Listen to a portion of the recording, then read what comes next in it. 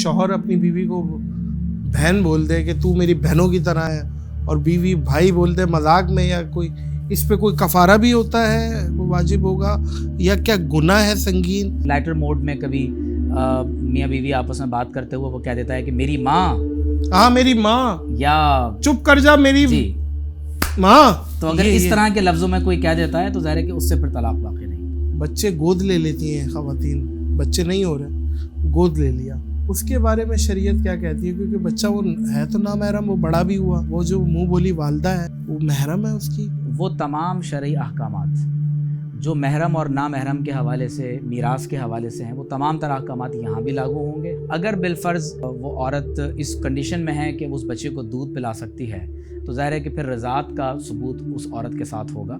लेकिन शरई तौर पर अगर वो औरत उसकी रज़ाई माँ भी नहीं है, सिर्फ एडॉप्टेड सन है, तो सारे अहकामात वही होंगे जो महरम और ना महरम के दरमियान। शौहर अगर अपनी बीवी को फ़ोन पे तलाक दे, वो ना सुन पाए, मतलब सिग्नल प्रॉब्लम है, और शौहर ने बोल दिया तलाक तलाक तलाक और फ़ोन बंद कर दिया, और बीवी ने नहीं सुना, तलाक हो जाएगी? तलाक एक ऐसा समझें लफ्ज़ है कि अगर ज़िंदगी में कभी भी शौहर की ज़बान से निकल जाए और अपनी बीवी की तरफ उसकी निस्बत करते हुए वो कह दे कि मैंने तुम्हें तलाक दी, अब चाहे बीवी सुने या ना सुने, तलाक उसी वक्त वाक़ई हो जाती है। क्या ख़वातीन अपने वालिदैन की कब्र पे जा सकती हैं? आप सल्लल्लाहु अलैहि वसल्लम ने फरमाया कि कुन्तु नहीतुकुम अन ज़ियारतिल क़ुबूर, मैं तुम्हें कब्रों की ज़ियारत से मना करता था। फ़ज़ुरूहा फ़इन्नहा तुज़क्किरुकुमुल मौत, अब तुम्हें कब्रों की ज़ियारत करनी चाहिए कि मौत की याद दिलाती हैं। अगर औरत तमाम तर आदाब बजा लाने के साथ कब्रिस्तान जाना चाहे तो ये जायज़ है कि वो अपने महरम रिश्ते के साथ कब्रिस्तान जा सकती है। अल्लाहुम्मा सल्ली अला सय्यदना व मौलाना मुहम्मदिन व अला आलिहि व सहबिहि व बारिक व सल्लिम व सल्ली अलैहि।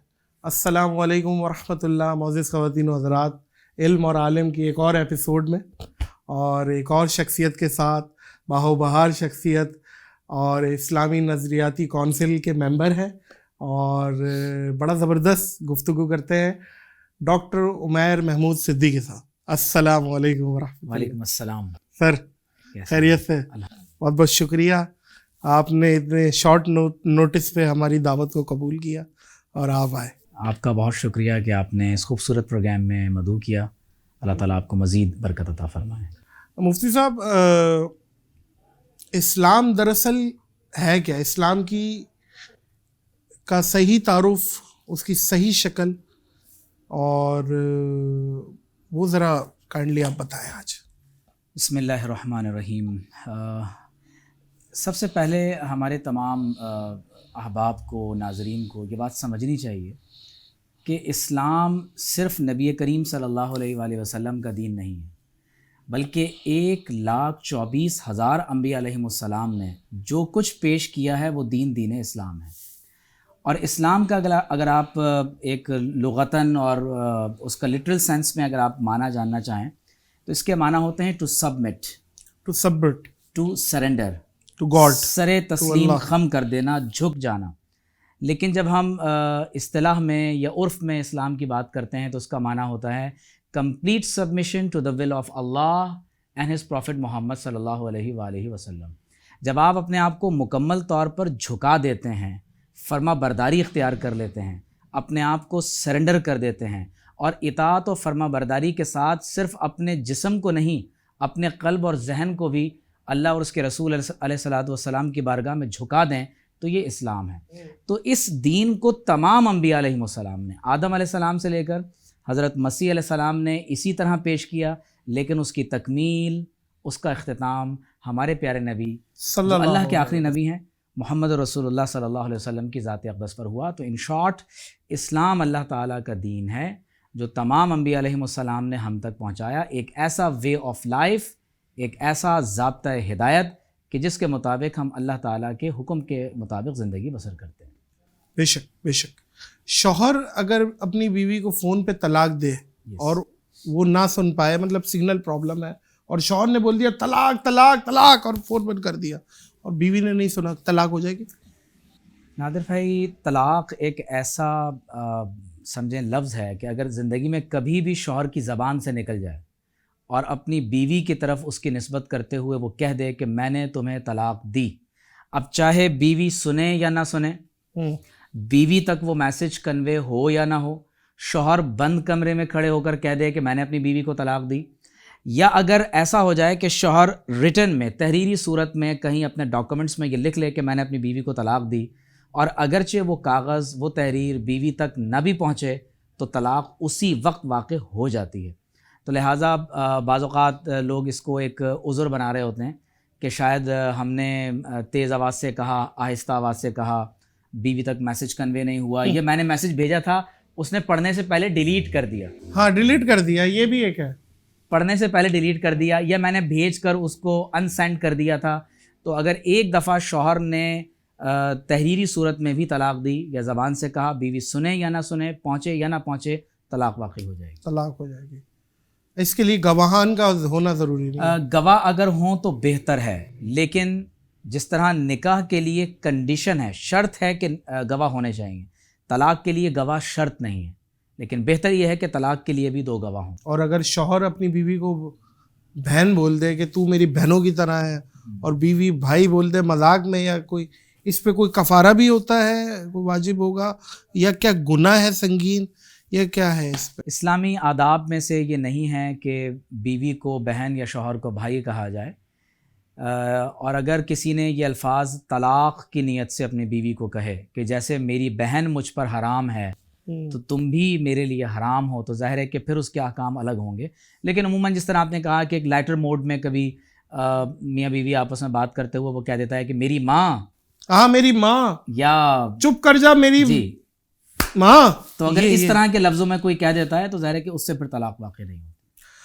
اچھا مفتی صاحب، آج کل نوجوان کنفیوزڈ ہے، ظاہر انٹرنیٹ کا دور ہے، ڈیجیٹل دور ہے، ہر مکاتب فکر کے علماء کرام آ رہے ہیں اسکرین پر اور مسائل بتا رہے ہیں، اور بہت ساری چیزیں ہیں، تو وہ کنفیوز ہو جاتا ہے کس کو سنیں، 2 اختلافی ٹاپکس بھی ہیں، وہ کچھ بول رہا ہے، وہ کچھ اور بول رہا ہے، تو ایسے موقع پہ نوجوانوں کو کیا مشورہ دیں گے، کیا کریں، حق تک کیسے پہنچے؟ کنفیوژن اس وقت ہوتی ہے جب آپ کے پاس یقین نہ ہو۔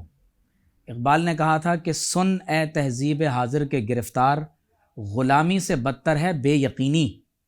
اگر غلام کے پاؤں اور ہاتھوں میں بیڑیاں لگی ہوئی ہیں تو اس کو معلوم ہے کہ میں غلام ہوں، لیکن اگر اس سے یقین کی دولت کو چھین لیا جائے تو یہ غلامی سے زیادہ بدترین ہوتی ہے۔ تو لہٰذا کنفیوژن اس وقت ہوتی ہے جب ہمارے پاس یقین نہ ہو، اور یقین کیا ہے؟ یقین علم سے آتا ہے، اور علم ہے قرآن اور حضور علیہ الصلاۃ والسلام کی سنت اور آپ صلی اللہ علیہ وسلم کی سیرت۔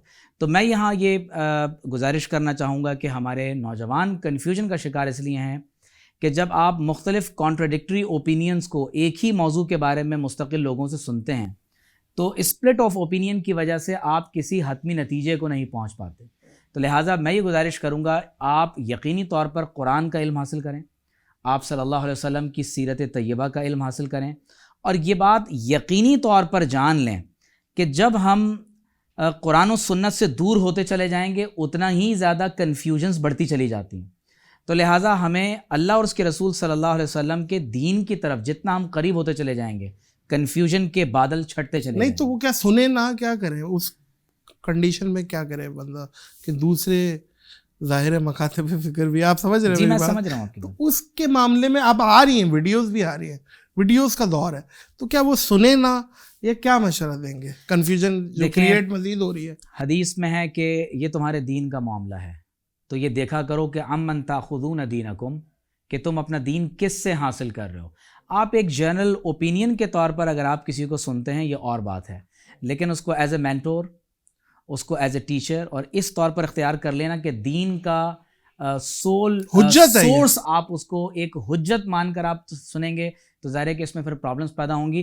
اور اس میں جو سب سے زیادہ بچنے کا، نجات کا رستہ ہے وہ یہ ہے کہ نادر بھائی، ہر وہ بات جو پوری امت کے کنسنسس اور ٹریڈیشن کے خلاف کہی جا رہی ہے وہ درست رستہ نہیں ہے۔ ایک شخص اچانک سامنے آتا ہے اور وہ کہتا ہے کہ 1400 سال سے جو لوگ دین بیان کر رہے تھے وہ سب نے غلط سمجھا ہے، میں آپ کے سامنے جو بیان کر رہا ہوں یہی صحیح ہے۔ تو جو امت کے کنسنسس اجماع کے خلاف ہے اور ہمارے ٹریڈیشن کے خلاف ہے، آپ اس کی طرف متوجہ نہ ہوں۔ اچھا مفتی صاحب، کیا شوہر بیوی کو پردہ کرنے سے روک سکتا ہے؟ کیونکہ اگر شوہر تھوڑا سا مغربی کلچر سے ہے اور وہ پردے کو لبرل مائنڈ سیٹ کا ہے اور پردے کو ذرا پسند نہیں کر رہا، بیوی تمہیں کوئی ضرورت نہیں ہے پردے کی، بس صحیح ہے، کافی ہے، میں دے رہا ہوں نا، میں تمہارا خصم ہوں، شوہر ہوں، اجازت دے رہا ہوں، تو ایسے موقع پہ کیا بیوی اتباع کرے شوہر کی؟ دیکھیے ایک حدیث میں بہت اہم بات ذکر ہوئی، لڑکی میں جو صفات دیکھنی چاہیے وہ یہ ہیں کہ ایک حدیث میں ہے کہ لوگ حسن و جمال کی وجہ سے، حسب نسب کی وجہ سے، یا لوگوں کے یعنی سوشل اسٹیٹس کو دیکھ کر شادی کرتے ہیں، تو فرمایا تم دین کو اختیار کرنا۔ اسی طرح لڑکی کو حکم دیا گیا کہ وہ لڑکے میں کیا تلاش کرے، تو فرمایا اخلاق اور دین، کریکٹر اور دینداری، اور شوہر اس قابل ہو کہ وہ لڑکی کے اخراجات کو اٹھا سکے۔ تو پہلی بنیادی بات یہ ہے کہ جب رشتہ تلاش کیا جائے تو اس میں ایسے لوگوں کی طرف رجحان نہ رکھا جائے کہ جو ہمیں اللہ اور اس کے رسول صلی اللہ علیہ وسلم سے دور کریں۔ پہلی بات تو یہ، لیکن اب اگر شادی ہو گئی ہے تو شرعی طور پر ہر وہ بات جو اللہ اور اس کے رسول صلی اللہ علیہ وسلم کا فرض ہے، اچھا جو آرڈر ہے، جو حکم ہے، شوہر کو اجازت نہیں ہے کہ وہ اس کے برخلاف آگے بڑھ کر کوئی بات کہے، اور یہ بات واضح طور پر حدیث میں موجود ہے کہ لا طاعۃ لمخلوق فی معصیۃ الخالق، کہ اگر کوئی شخص ہمیں ایسی بات کا حکم دے جو اللہ کی نافرمانی کا ہے تو اس کی اطاعت نہیں کی جائے۔ صحیح۔ شوہر کہتا ہے نماز مت پڑھو، شوہر کہتا ہے کہ پردہ مت کرو، اماں کہتی ہیں داڑھی نہیں رکھو، اماں کہتی ہیں کہ داڑھی نہ رکھو، تو ظاہر ہے کہ یہ بیٹا ابھی تمہاری ایج ہی کیا ہے، داڑھی رکھ رہے ہو، رشتہ ہی نہیں آئے گا، مولوی سے کون شادی، یہ کلچر ہے، عجیب مائنڈ سیٹ ہے، آئی ڈونٹ نو کہاں سے آیا، یہ ہے، یہ مروبیت کی وجہ سے ہوتا ہے۔ جب ہم بہت زیادہ مروب ہو جاتے ہیں اور اپنے مسلمان ہونے پر کوئی زیادہ یقین نہیں ہوتا، تو اس وقت انسان پھر اس طرح کی مروبیت میں اللہ بچائے، یہ شناختی کارڈ کے مسلمانوں سے اللہ بچائے، آمین ثم آمین۔ کیا خواتین اپنے والدین کی قبر پہ جا سکتی ہیں؟ ایگزیکٹلی، بہت اہم سوال ہے، اور خواتین اکثر یہ پوچھتی ہیں۔ آپ صلی اللہ علیہ وسلم نے فرمایا کہ کنت نہیتکم عن زیارت القبور، میں تمہیں قبروں کی زیارت سے منع کرتا تھا، فزوروہا فانہا تذکرکم الموت، اب تمہیں قبروں کی زیارت کرنی چاہیے کہ موت کی یاد دلاتی ہیں۔ تو اگر عورت تمام تر آداب بجا لانے کے ساتھ قبرستان جانا چاہے تو یہ جائز ہے کہ وہ اپنے محرم رشتے کے ساتھ قبرستان جا سکتی ہے، محرم رشتے کے ساتھ، اور اکیلا کوئی محرم اکیلے آداب کے خلاف ہے، اور دل کر رہا ہے یاد اگر گھر کے بہت قریب ہے تو چلے جائیں، لیکن بہتر یہ ہے کہ گھر سے باہر نکلیں تو اپنے محرم کے ساتھ قبرستان کی طرف جائیں۔ اور رات اور دن کا کوئی فرق نہیں ہے کہ رات میں بہتر یہ ہے کہ رات کو نہ جایا جائے۔ وجہ جی، اس کی وجہ یہ ہے کہ اس کا امکان ہے کہ قبرستان میں عموماً اندھیرا ہے اور سنسان خطہ ہوتا ہے، تو عورت کے لیے وہ جگہ شاید انسیکیور ہو سکتی ہے۔ چہرے پر اگر میک اپ لگا ہوا ہو کسی کے اور وہ وضو کرنا چاہے تو اسی پہ پانی سے ہلکی ہلکی کر کے وضو ہو جاتا ہے، یا میک اپ کو اتارے اور اس کے بعد وضو بنائے؟ دیکھیے میک اپ بہت ساری ٹائپس کا آتا ہے، آپ ظاہر ہے کہ جانتے ہیں۔ اگر میک اپ اس طرح کا ہے جو واٹر پروف ہے اور وہ پانی کو جلد کے اندر نہیں جانے دیتا، تو اس صورت میں تو وضو نہیں ہوگا، کیونکہ فرض یہ ہے کہ جو اعضاء وضو میں دھونے ہیں تو ان میں جلد تک پانی پہنچ جائے، اگر بال کے برابر جگہ بھی خالی رہے گی تو وضو نہیں ہوگا۔ تو لہذا جو میک اپ ہم یوز کر رہے ہیں ہم اس کو یہ دیکھ لیں کہ آیا کہ یہ پانی کو جلد تک جانے دے گا یا نہیں دے گا۔ اگر پانی جلد تک پہنچ رہا ہے تو وضو ہو جائے گا، اور اگر نہیں پہنچتا تو وضو نہیں ہوگا۔ بالکل درست فرمایا مفتی صاحب۔ اس کے بارے میں بھی لب کشائی کریں کہ یہ جو بچے گود لے لیتی ہیں خواتین، بچے نہیں ہو رہے، گود لے لیا، تو اس کے بارے میں شریعت کیا کہتی ہے؟ کیونکہ بچہ وہ ہے تو نامحرم، وہ بڑا بھی ہوا، تو وہ جو منہ بولی والدہ ہے وہ محرم ہے اس کی، یا کیا ہے؟ اس کا بھی پردہ ہے یا کیا معاملات ہیں؟ یا باپ ہے تو لڑکی کے لیے کیا ہے، اس کے کیا؟ قرآن مجید میں اللہ تعالیٰ نے اڈاپٹڈ سنس کے حوالے سے بہت تفصیلی احکامات ہمیں عطا فرمائے۔ صحیح۔ کیونکہ جن بچوں کو گود لیا جاتا ہے ان کو ادعیاء عربی میں کہا جاتا ہے، اڈاپٹڈ، جن کو ہم نے اختیار کر لی، ان کو متبنہ بھی عربی میں کہتے ہیں، یعنی اڈاپٹڈ سن کہ جو بیٹا اصلاً نہیں تھا بلکہ اسے آپ نے بطور بیٹا یا بیٹی اختیار کر لیا۔ تو شرعی حکم یہ ہے کہ نمبر 1 جو اڈاپٹڈ سن یا ڈاٹر ہے اس میں بطور گارجین تو نام لکھا جا سکتا ہے، لیکن بطور باپ اس میں ماں نام نہیں لکھا جائے گا. یہ قرآن کا بہت اہم حکم ہے. بطور باپ لکھا جا سکتا بطور باپ نہیں لکھا جائے گا, گارجین لکھا جائے گا, بطور گارجین, سرپرست. صحیح.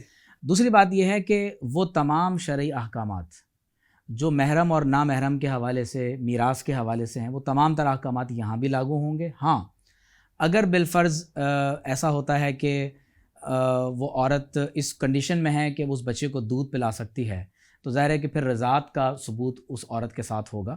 لیکن شرعی طور پر اگر وہ عورت اس کی رضائی ماں بھی نہیں ہے, صرف اڈاپٹڈ سن ہے, تو سارے احکامات وہی ہوں گے جو محرم اور نامحرم کے درمیان ہیں. صحیح. کیا مسجد کسی بھی مسجد کو صدقہ اور خیرات دی جا سکتی ہے؟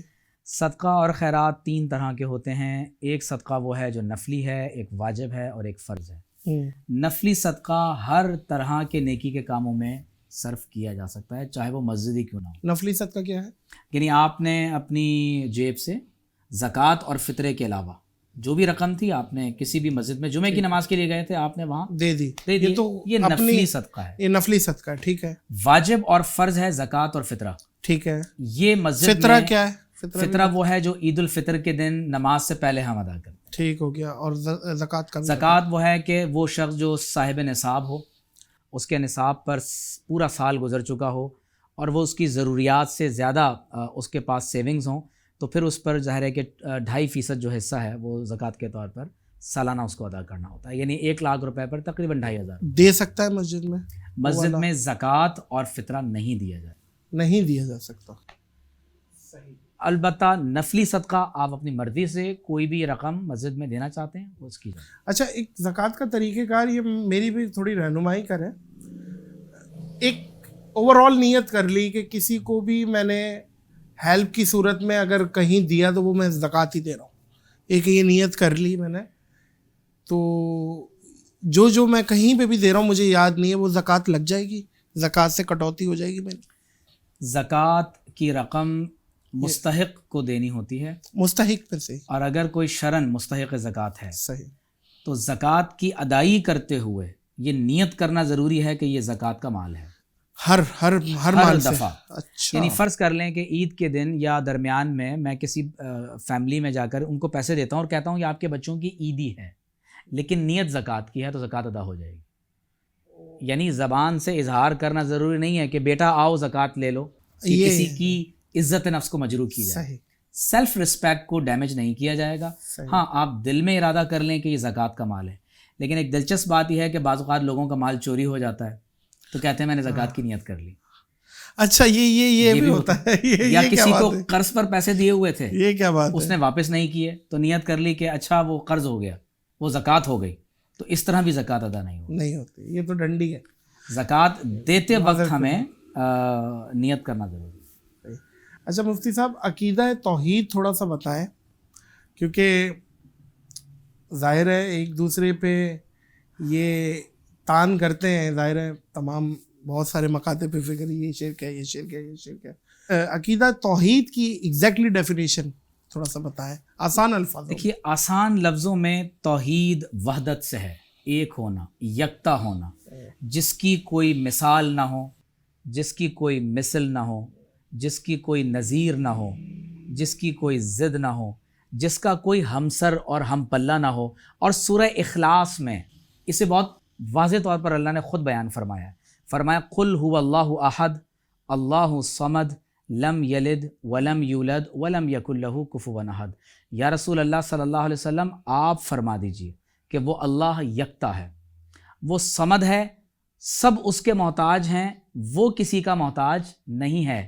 He neither begets nor is he begotten, اس سے کوئی پیدا نہیں ہوا اور نہ وہ کسی سے جنا گیا, اور اس کا کوئی ہمسر اور برابر نہیں. تو گویا کہ سورہ اخلاص میں توحید کی یہ بہت واضح ڈیفینیشن اللہ تبارک و تعالیٰ نے بیان کر دی ہے. یہاں پر میں شیخ اکبر محی الدین ابن العربی رحمۃ اللہ علیہ سے, کیونکہ میری ایک خاص نسبت ہے, میں اس تناظر میں یہ بیان کرنا ضروری سمجھتا ہوں کہ شیخ نے یہ بیان کیا ہے کہ یہ پوری کائنات اللہ کی صفات کا مظہر ہے. صحیح. یعنی آپ کائنات کے ذرے ذرے میں اس کا مصور ہونا, اس کا رحمان اور رحیم ہونا, اس کا القہار اور الجبار ہونا, اور پروردگار عالم کا الملک القدوس السلام ہونا دیکھتے ہیں. یہاں تک کہ پتے پتے اور بوٹے بوٹے میں آپ کو اس کی صفات کا اظہار نظر آتا ہے. تو گویا کہ یہ پوری کائنات اس بات پر دلیل ہے کہ وہ واحد اور یکتا ہے, اور پوری کائنات اور یونیورس میں جو یونیورسلٹی ہے اور ایٹرنیٹی ہے یہ ہمیں بتا رہی ہے کہ وہ وحدہ لا شریک ہے اور یکتا ہے.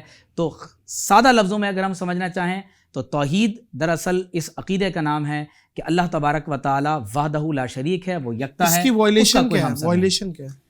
اس کی ایاک نعبد و ایاک نستعین کو بھی اس پہ لائے. دیکھیے, ایاک نعبد و ایاک نستعین جب ہم اللہ تعالیٰ کی بارگاہ میں کھڑے ہوتے ہیں تو ہم یہ اعلان کر رہے ہیں کہ ہم تیری ہی عبادت کرتے ہیں.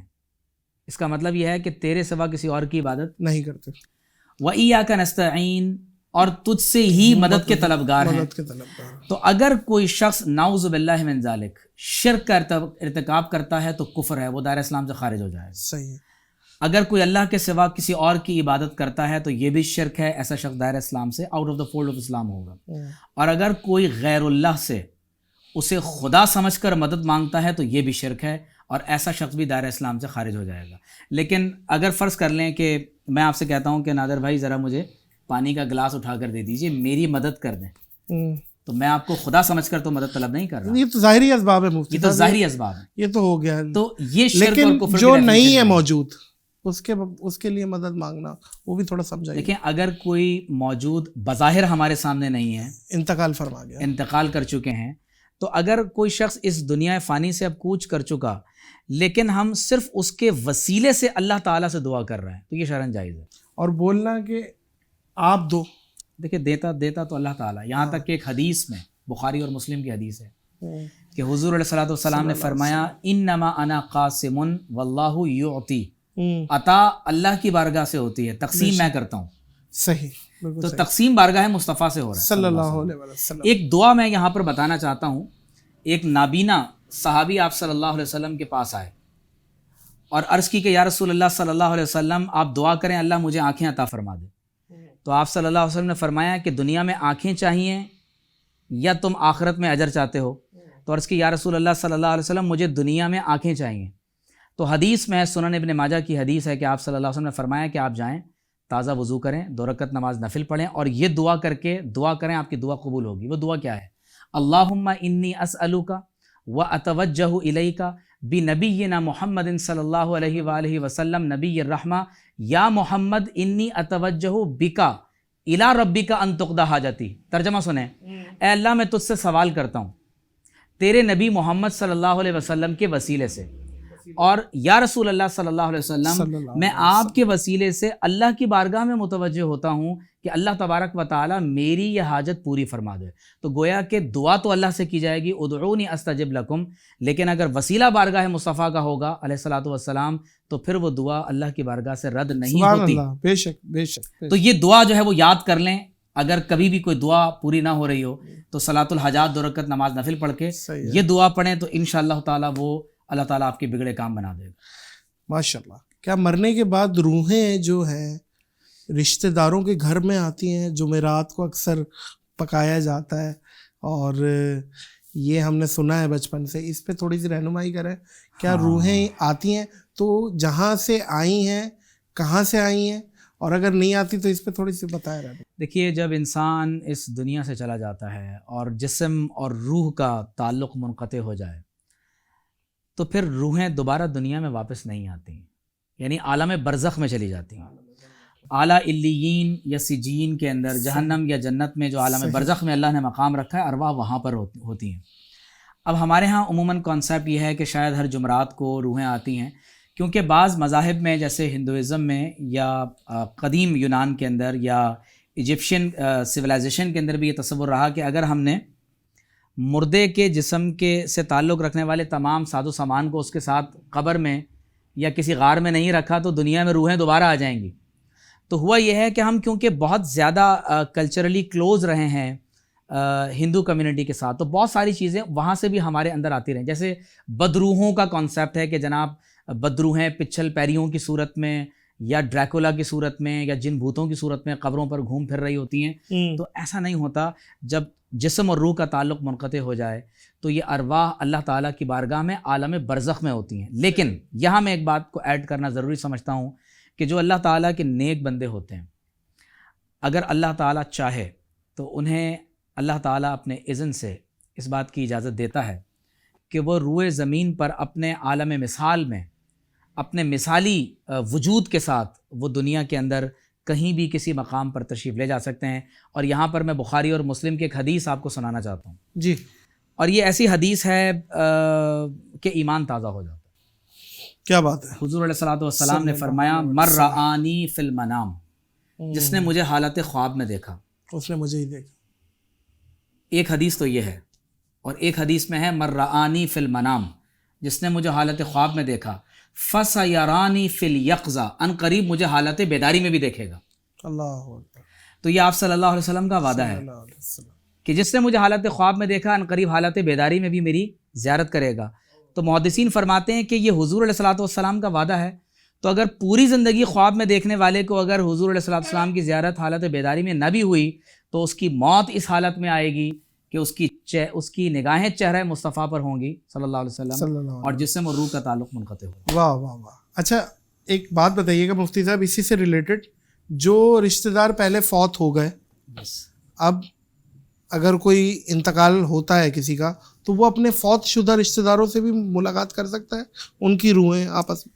حدیث میں ہے کہ مبشرات باقی ہیں، یعنی یہ ممکن ہے کہ خواب میں، سچے خواب میں کسی سے ملاقات ہو جائے. نہیں وہ بھی انتقال ہو گیا اس کا بھی، یعنی مرنے کے بعد دو روحیں مل سکتی ہیں. میرے فادر کا لیٹ سپوز انتقال ہو گیا پہلے اور میرا ہوا ہے اب، تو میری روح میرے فادر سے مل سکتی ہے؟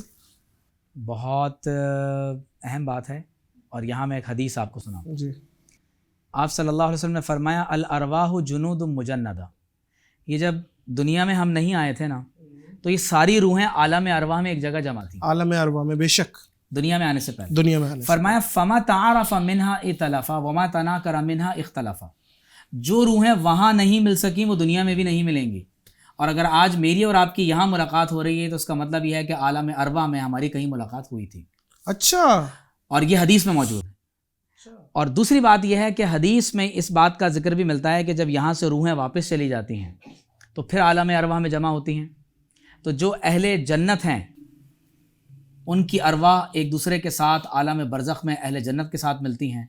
فریحین بما آتاہم اللہ من فضل، سبحان اور اللہ. اللہ تعالیٰ کے فضل سے جو نعمتیں ان کو عطا ہوئیں وہ خوشی کے ساتھ جنت کے اندر ادھر سے ادھر جو ہے وہ تشریف لے جاتے ہیں. تو روحیں اس دنیا سے جانے کے بعد بھی ایک دوسرے کے ساتھ ملتی ہیں، اور اس دنیا میں آنے سے پہلے بھی ارواح ایک ساتھ موجود تھیں. سبحان اللہ. مفتی صاحب تصوف کے بارے میں تھوڑا سا بتائیں، تزکیے کے حوالے سے بھی بتائیں، تصوف کے حوالے، تصوف کیا ہے تھوڑا سا آسان الفاظوں میں کہ ایک عام آدمی سمجھ پائے تصوف کو. تصوف صفا سے ہے، صفائی.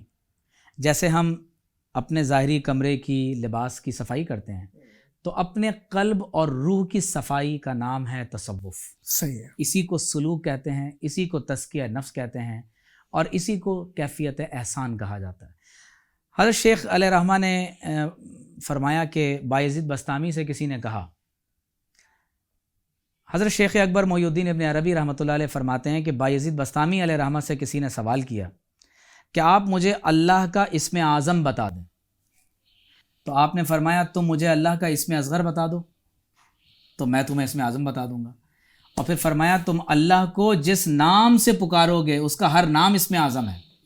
تو اللہ تعالیٰ کے ذکر سے نیک صحبت کو اختیار کرنے کے ساتھ اپنے دل کو پاک صاف کرنا، جس کو قرآن نے وَيُزَكِّيهِمْ کہا ہے کہ آپ صلی اللہ علیہ وسلم اپنے صحابہ کے دلوں کا تزکیہ فرماتے ہیں. تو صاف اور سادہ لفظوں میں تصوف دراصل اسلام کی ایک ایسی پریکٹیکل ڈیمانسٹریشن، ایک عملی صورت کا نام ہے کہ جس میں ہم دین کی حقیقت کو پہنچ رہے ہوتے ہیں. جیسے نماز ہے تو نماز کی ایک ظاہری حیت تو یہ ہے کہ میں رکوع کرتا ہوں، تلاوت کرتا ہوں، سجدہ کرتا ہوں، لیکن نماز کا باطن یہ ہے کہ میرا صرف سر نہیں جھک رہا، میرا دل بھی اللہ کی بارگاہ میں جھک رہا ہے.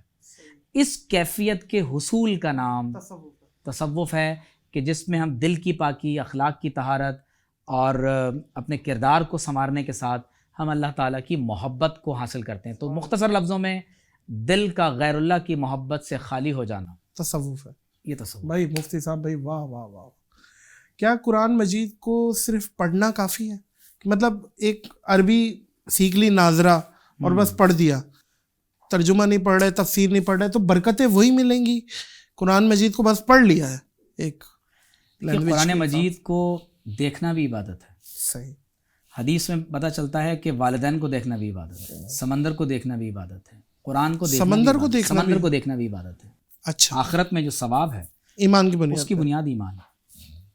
تو سمندر کو دیکھنا بھی عبادت, قرآن کو دیکھنا بھی عبادت ہے, قرآن کو پڑھنا بھی عبادت ہے, قرآن کو چھونا بھی عبادت ہے, قرآن کو چومنا بھی عبادت ہے. لیکن سوال یہ ہے کہ قرآن کے نزول کا مقصد کیا ہے؟ تو اللہ تبارک و تعالیٰ نے خود ارشاد فرمایا 2 مقامات پر, الف لام میم ذالک الکتاب لا ریب فیہ ھدی للمتقین, یہ کتاب ہدایت ہے جو اہل تقوی کو ہدایت کا رستہ دکھاتی ہے.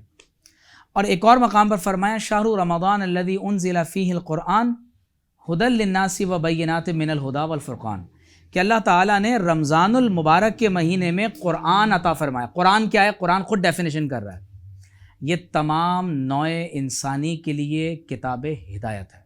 تو مجھے آپ بتائیں کہ اگر میں ہدایت کو صرف پڑھتا رہوں, انسٹرکشنز کو اگر میں صرف پڑھتا رہوں, اس پر عمل نہ کروں اور سمجھ میں بھی نہیں آ رہا, اور میری انڈرسٹینڈنگ میں وہ نہ آ سکے, میں اس کی تفہیم کو حاصل نہ کر سکوں, تو گویا کہ جیسے اللہ تبارک و تعالیٰ کی طرف سے ہمیں ایک ایسی کتاب ہدایت عطا کر دی گئی کہ جب تک ہم اس کی تلاوت کے ساتھ, قرآن نے کیا خوبصورت بات بیان کی ہے, یتلو علیہم آیاتہ, ہمارے نبی صلی اللہ علیہ وسلم تم پر اللہ کی آیات کی تلاوت کرتے ہیں, تمہیں اللہ کی کتاب کا علم سکھاتے ہیں, تمہارے دلوں کا تزکیہ کرتے ہیں. تو آپ دیکھیے کہ صرف تلاوت کرنا کافی ہوتا تو کتاب کا علم نہیں سکھایا جاتا. تو تلاوت کرنا, تزکیہ نفس اور کتاب اللہ کا علم, یہ 2 الگ الگ چیزیں ہیں. تفسیر کسی کی بھی پڑھ لیں؟ نہیں, ریکمینڈڈ یہ ہے کہ تفسیر ان اولیاء اور علماء اور بزرگوں کی پڑھیں کہ جن کی تفاسیر صالحین, اولیاء امت اور بزرگان دین کے طریقے پر لکھی گئی ہیں. ریکمینڈ کریں گے؟ میں ریکمینڈ کروں گا کہ اگر ہماری عوام کوئی تفسیر پڑھنا چاہتی ہے تو جسٹس پیر کرم شاہ الازہری علیہ رحمہ کی ضیاء القرآن کا مطالعہ ضرور کریں. صحیح.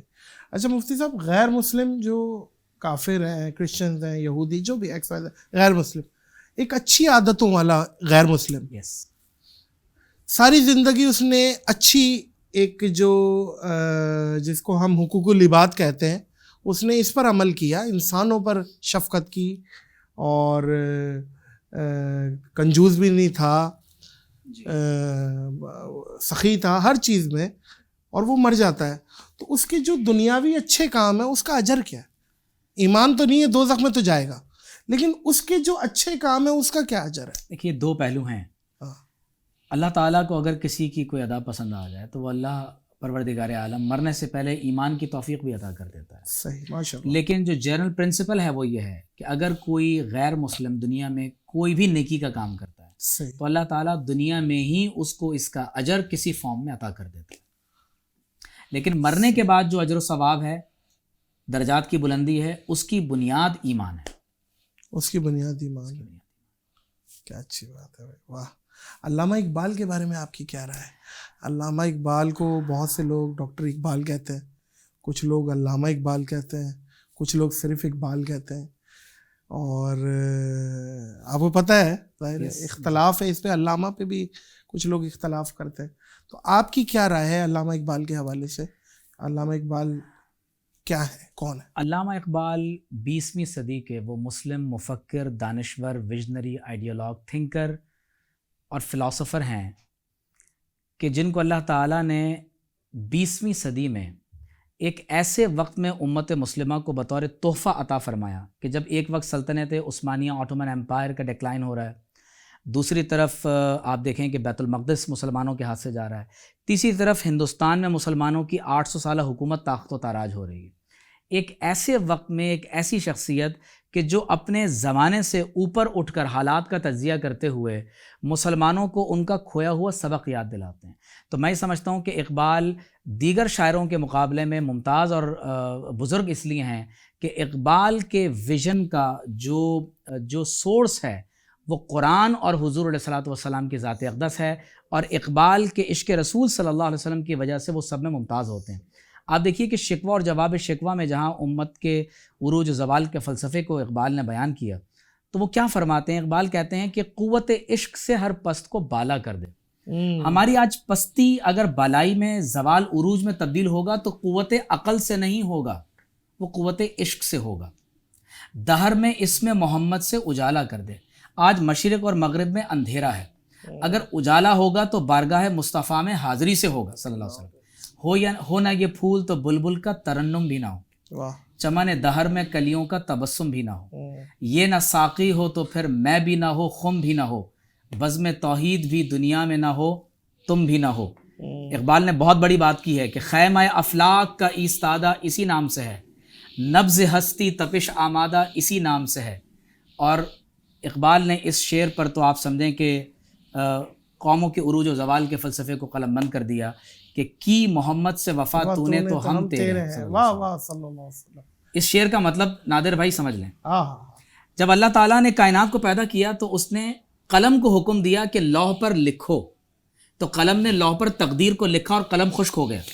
تو اقبال کہہ رہے ہیں کہ کی محمد سے وفا تو نے تو ہم تیرے ہیں، یہ جہاں چیز ہے کیا لوح و قلم تیرے ہیں۔ اگر حضور سے وفا تم نے کی تو اللہ تعالیٰ لوح و قلم تمہیں دے دے گا، تمہاری تدبیر کو تقدیر بنا دیا جائے گا۔ شرط کیا ہے؟ کہ حضور سے وفا کی ہو۔ سبحان اللہ، سبحان اللہ۔ مفتی محمد عمیر صدیقی صاحب، واہ واہ، اللہ آپ کو مزید برکتیں دے، اور بڑا مزہ آیا مفتی صاحب، اور آپ کا جو انداز بیاں ہے سمجھانے کا وہ تعریف کے قابل ہے، اور ماشاءاللہ آپ کراچی یونیورسٹی میں بھی لیکچرز دیتے ہیں، اور ماشاءاللہ وہ نظر آ رہا ہے، اور آپ کے آنے کا بہت بہت شکریہ۔ جزاک اللہ، آپ نے مدعو کیا، اللہ تعالیٰ آپ کو بھی جزائے خیر عطا فرمائے۔ اللہ آپ کو جزائے خیر دے، کیونکہ اس نفسہ نفسی میں سب سے قیمتی چیز کسی کے پاس ہوتا ہے تو وہ اس کا وقت ہوتا ہے۔ بہت بہت شکریہ آپ کے وقت کے لیے، اور علم اور عالم کی اس ایپیسوڈ کو یہاں پہ روکیں گے، اس دعا، اس یقین، اس اپنے پن کے ساتھ کہ اپنا اور دوسروں کا بہت خیال رکھیے گا۔ مجھے اور ڈاکٹر صاحب کو دیجیے اجازت، اللہ حافظ۔